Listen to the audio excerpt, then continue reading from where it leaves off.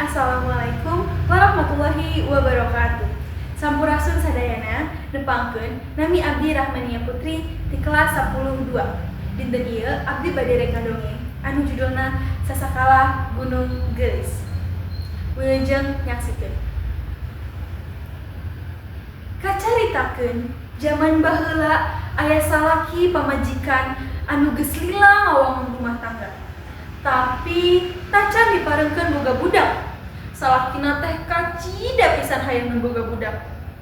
Manehna geuteun neuneudah kanu kawasa sangkan gancang diparengkeun boga budak. Kocapkeun dina hiji peuting, salakina teh meunang wangsit. Yen manehna kudu ngajugjug hiji tempat anu pernahna dibelah wetan lembur nu dicicingan ku maranehanana. Nu jadi salakina kudu ngajugjug hiji gunung kalayan tapak di eta gunung. Isukanana manehna nepikeun impianana kanu jadi pamajikanana. Pamajikanana ngajurung sangkan salakina nedunan panuduh anu datang dina impianana. Tuluy wae nu jadi salakina indit ngalalana ngajunjuk eta gunung kalayan tapaneda kanu kawasa. Sanggeus manggihan gunung nu dimaksud leuyu jeung nu datang dina impiana dieu wae manehna tapak salila 40 poe 40 peuting. Dina malaman peuting panganggeusan manehna datangan ku hiji putri anu kacida geulisna sarta endah kawanti-wanti. Eta teh putri anu ngageugeuh gunung nu keur ditapaan ku manehna. Nempo putri anu kacida geulisna manehna lapoho kana maksud anu saestuna. Tug wae manehna kacida ngawinan eta putri padahal putri eta teh oray kajajade. Sanggeus mau bulan-bulan salakina indit, pamajikanna malpai-malpai neangan kanu jadi salakina. Tungtungna manehna manggihan salakina keur dibeulit ku oray anu kacida badagna.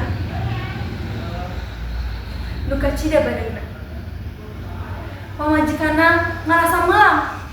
Sangkan sieun salakina dileug-leug ku oray. Bakatnya ka salakina, pamajikanna sateukah polah neangan akal jeung maehan eta oray. Tekung sirila oray eta kaeureud. Kusabab oray eta kacida gedena, oray eta digusur ti luhur gunung nepi ka handap ku saekor kuda. Nepi di hiji tempat, kuda eta teh dicangcang di hiji tangkal. Tempat nyangcang eta kuda teh ditelah ku lembur Cikuda. Barang kasampak oray eta teh rek dipaehan ku pamajikanna, salakina teh geuwak. Ngahalangan pamajikanana nu rek maehan eta oray. Kusabab tentepoan salakina mah oray eta teh putri anu kacida geulisna. Pamajikanana kacida ambekna. Kusabab keheul oray eta dipaehan ka asup salakina nu teu inget deui kanu jadi pamajikanana.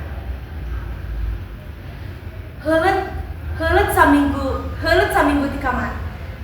saminggu ti kamari bangke oray jeung layeun salakina taya raratanana. Ceuk carita mah ngajadi oray nu tuluyna hicingan hiji gunung anu dingaranan Gunung Gelis anu pernahna di Jatinangor Kabupaten Sumedang. Sakitu wae ti abdi. Hampura bisa aya kalopatan. Wassalamualaikum warahmatullahi wabarakatuh.